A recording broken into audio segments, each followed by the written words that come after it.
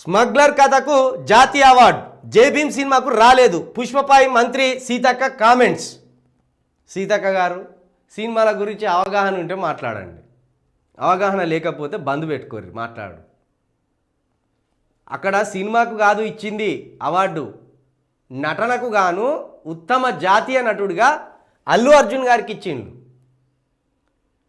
పుష్ప సినిమాకి ఇయ్యలే అవార్డు. చాలామంది అదే తెలిసి తెలియక మాట్లాడుతున్నారు.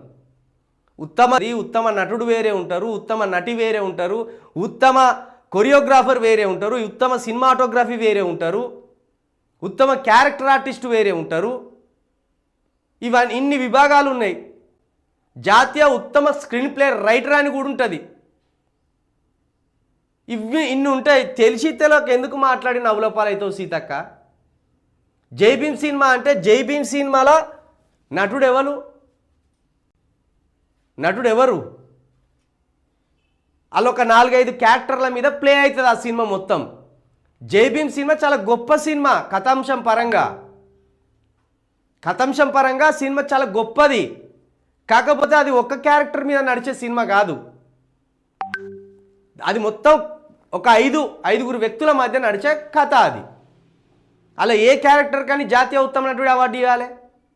సినిమాకి ఇవ్వనుండే. కథాంశం పరంగా జాతీయ ఉత్తమ చిత్రం ఇవ్వనుండే. దానికి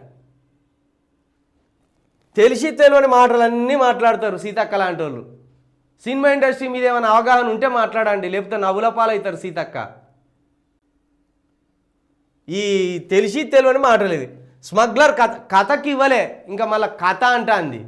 స్మగ్లర్ కథకి ఇవ్వలే. అక్కడ స్మగ్లర్గా